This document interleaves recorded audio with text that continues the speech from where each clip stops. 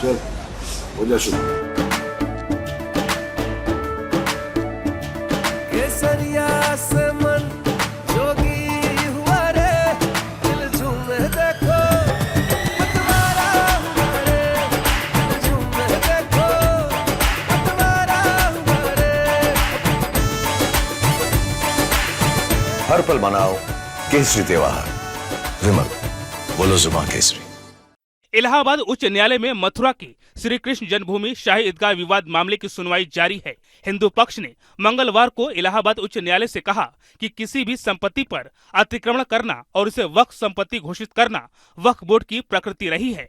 हिंदू पक्ष ने कहा कि वक्फ बोर्ड की प्रथा को इजाजत नहीं दी जा सकती। उसमें पहले जो शाही ईदगाह के अधिवक्ता हैं उन्होंने अपनी बहस करी, उसके बाद हमने अपने सबमिशंस रखे। उसमें हमने एएसआई एविडेंसेस के ऊपर रिलाय करा, क्योंकि जो एएसआई संस्था है वो 18वीं शताब्दी से काम कर रही है और तभी 18वीं शताब्दी में ही इस्टेब्लिश हुई थी। तो तब से लेकर के अब तक एएसआई ने बहुत एक्सकेवेशंस किए हैं, जिसकी डिटेल्स हमने कोर्ट के सामने रखी कि जो ये ऑथेंटिकेट करते हैं कि जहाँ पे शाही ईदगाह है वही भगवान श्री कृष्ण का मूल गर्भगृह है। मुकदमे की पोषणीयता को लेकर मुस्लिम पक्ष की ओर से लगाई गई याचिका पर न्यायमूर्ति मयंक कुमार जैन मामले की सुनवाई कर रहे हैं। Bureau report, Republic Bharat. केंद्रीय जांच एजेंसी सीबीआई ने रूस यूक्रेन युद्ध में वॉर जोन में अवैध तरीके से युवाओं को भेजने के मामले में कुछ लोगों को गिरफ्तार किया है। सीबीआई ने मार्च के महीने में कुछ कंसल्टेंसी और उनके मालिकों समेत कुछ लोगों पर मामला दर्ज किया था और 7 राज्यों में 10 ठिकानों पर रेड्स की थी। रूस के कुछ इलाकों से कुछ वीडियो सामने आई थी जिसमें कंसल्टेंसी के कुछ लोग भारतीयों को रूस नौकरी के नाम पर बुला रहे थे। बॉर्डर पर ऐसी वीडियो सामने आई थी जो जबरन इस युद्ध में फंस गए थे।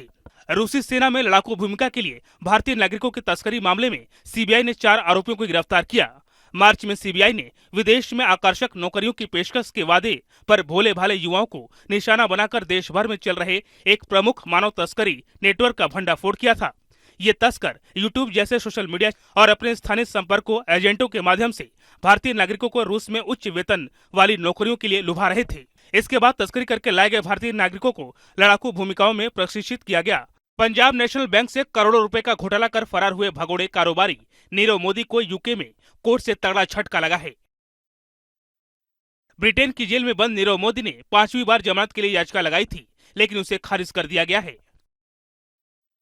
नीरव मोदी ब्रिटेन की थेम्स जेल में बंद है। लंबी कैद का हवाला देते हुए बीते महीने 16 अप्रैल को नीरव ने वेस्टमिंस्टर मजिस्ट्रेट की अदालत के समक्ष जमानत याचिका दायर की थी।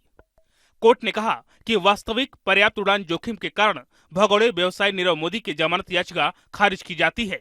इसी साल मार्च में नीरव मोदी को लंदन हाईकोर्ट से झटका लगा था। कोर्ट ने उसके लंदन स्थित बंगले को बेचने की परमिशन दी थी। यह आलीशान बंगला सेंट्रल लंदन के मेरिलबोन में है। इसमें उसका परिवार रहता है।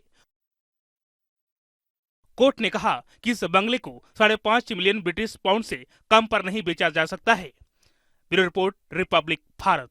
झारखंड बीजेपी के अध्यक्ष और पूर्व सीएम बाबूलाल मरांडी ने ईडी द्वारा जब्त 37 करोड़ से ज्यादा की राशि मामले में मुख्यमंत्री चंपाई सोरेन को पत्र लिखा है। बाबूलाल मरांडी ने कहा कि ईडी के क्षेत्रीय कार्यालय द्वारा मुख्य सचिव को लिखे गए गोपनीय पत्र की प्रति ग्रामीण विकास मंत्री आलमगीर आलम के निजी सचिव के कर्मचारी के घर से मिली है। ये एक गंभीर मामला है कि कैसे एक गोपनीय पत्र निजी सचिव के कर्मचारी के आवास से मिला है और इसकी जांच कराने की मांग की है। वहीं झारखंड सरकार में मंत्री और कांग्रेस के दिग्गज नेता आलमगीर आलम बड़ी मुसीबतों में फंसते हुए दिखाई दे रहे हैं। ईडी ने मंत्री आलमगीर आलम के पीएस सचिव लाल और उनके नौकर जहांगीर आलम को गिरफ्तार कर लिया है। ईडी ने संजीव और जहांगीर से पूछताछ के लिए 10 दिन की रिमांड मांगी थी, लेकिन कोर्ट ने दोनों को 6 दिन की रिमांड पर भेजा है। Bureau report, Republic Bharat.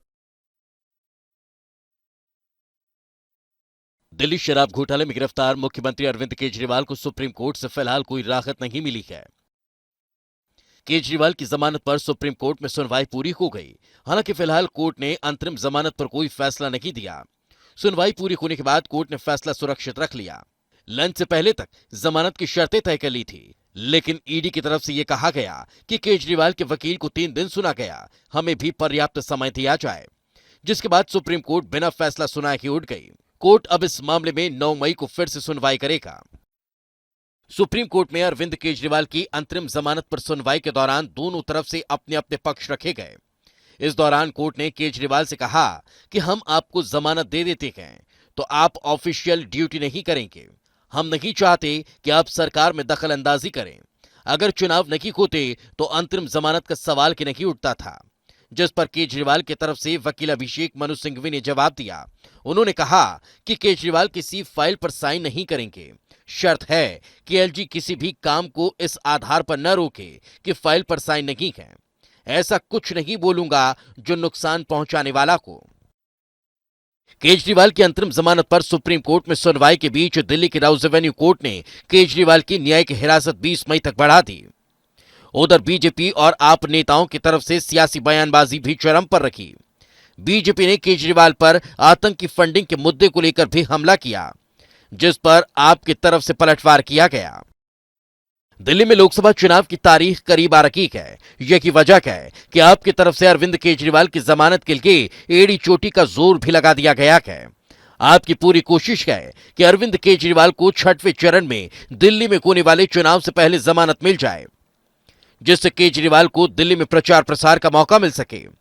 Court ने भी आज सुनवाई के दौरान केजरीवाल को अंतरिम जमानत देने के लिए चुनाव को की वजह माना था। वहीं दूसरी तरफ ईडी चाहती है कि केजरीवाल को सीएम होने की वजह से विशेष छूट न मिले। ऐसे में देखने वाली बात यह होगी कि 9 मई को केजरीवाल को सुप्रीम कोर्ट से राहत मिलती है या नहीं।